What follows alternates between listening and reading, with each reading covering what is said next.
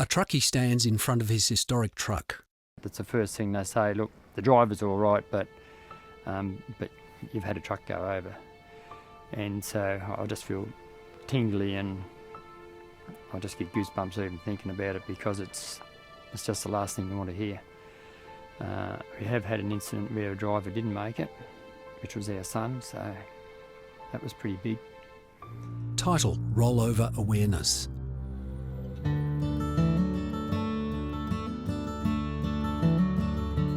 Yes, I'm Stewie Store and I run 8 trucks out of South Gippsland, all cattle trucks.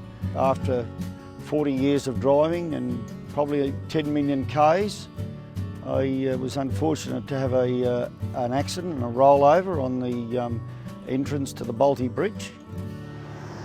When we first started investigating this, we come across the popular belief that the prime mover always went first. A flatbed semi rolls over on a skid pan. We're showing here now that the trailer always goes first. The driver didn't know he was about to roll. Even when the crash was already underway, he still didn't know. When you watch the footage, you can see that the brake lights don't come on until the trailer is already all the way over. I suddenly realised maybe, it's not actually the driver's fault every time a truck rolls over. Maybe there's a whole lot more to it than just that. Segment title: Centre of Gravity. The reason that trucks roll over has a lot to do with the fundamental differences between the prime movers and trailers. They have different centres of gravity. Anything with a low centre of gravity is hard to flip over. But something else with a higher centre of gravity, even if it weighs the same, tips over much more easily. It's short and wide against narrow and tall. Low centre of gravity, stable, versus high centre of gravity is unstable. When we do our presentations, we use scale models just to show how the centre of gravity affects rollovers. Just to give you some sort of example, when a prime mover by itself will roll over, generally, if you look at this model here, I don't know if you can see the figures there, we're starting to get up around 50 to 70 degrees, depending on the truck. We take this log truck, which is pretty common, what you see ripping up and down the road every day, and this is what you're looking at going down the road. Getting up there, you can see what Chris was talking about before. Trailer goes first, we're just starting to lift a wheel there. The reality is, a log truck like that will roll at 15 degrees static. That's before any other forces are applied anywhere. Could be the way the truck was loaded in the first place. I mean, if the load shifted during the trip down and they get to a particular corner, it's got a bit of slope on it. It could also be other drivers on the road conditions themselves. Perhaps something's wrong with the road or it's not the right sort of route the truck should be going down. One classic experience, a bloke I've known for a lot of years, things are a bit tight at the quarry, he's got a big bolt bin, puts wood chips on. First load, same road, over he went. Most people would say a heavy load will roll first. So what we did was we showed the same weight in sand and chip bark, and we tipped the trailer up and 30 degrees it tips over. All right, that's what his quarry material does. Fill her up with chip bark, same weight, same truck, same tilt tray, same doing everything. We're already going before it even gets to 20 degrees. That's exactly what happened to him. So we've just shown you that the centre of gravity has more effect than the weight. Segment title: Centrifugal Force. Centrifugal force acts on trucks, even at parking speeds. The faster you go around any given turn, the greater the centrifugal force is, pushing you away from the centre of the turn. So just like the triangle, you push at the top with enough centrifugal force and it will roll over.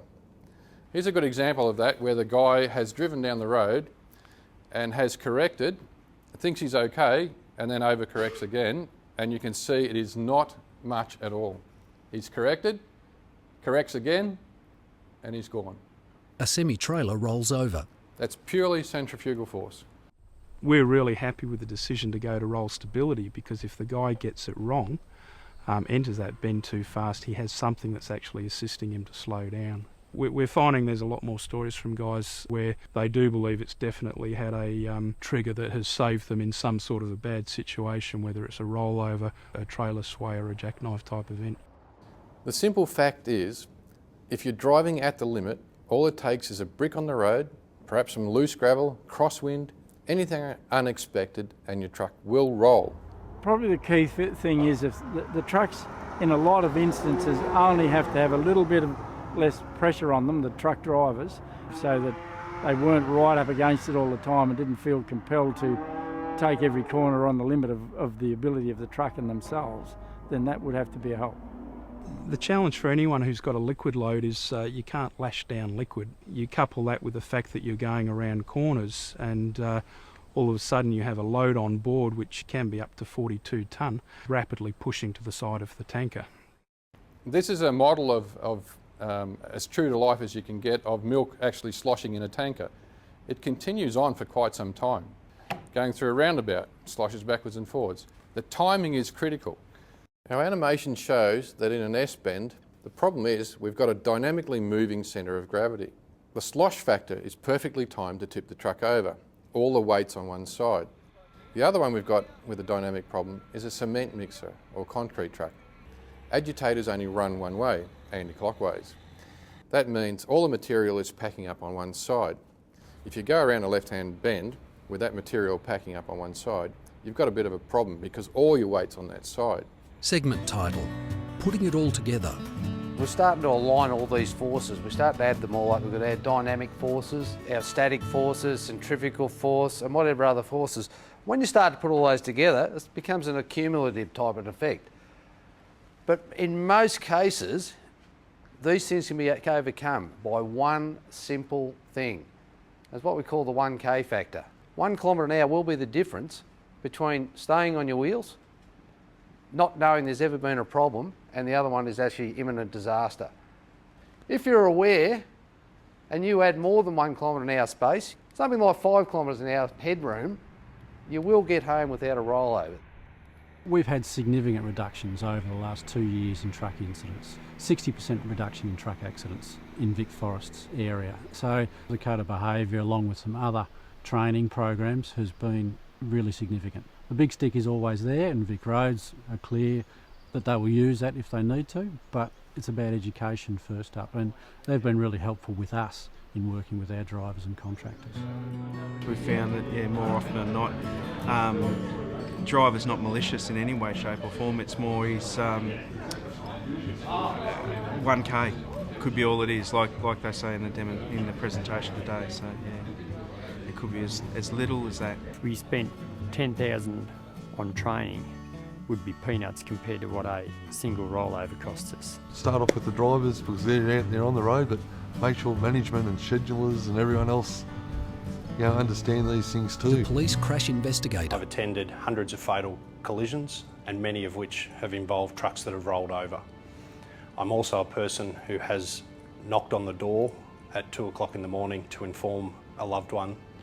So I believe this Vic Roads initiative deserves support. It has potential to reduce the number of truck rollover crashes. It has the potential to reduce the number of lives lost on the road, and hopefully it will mean that I don't have to knock on any doors in the middle of the night. Bill Noonan, TWU. Safety really is everyone's first concern, so it's been quite a privilege to be involved with the Rollover Awareness Initiative. It's a win, not just for the drivers, but for everyone involved across the transport industry and beyond. And its benefits stretch right out across the whole community.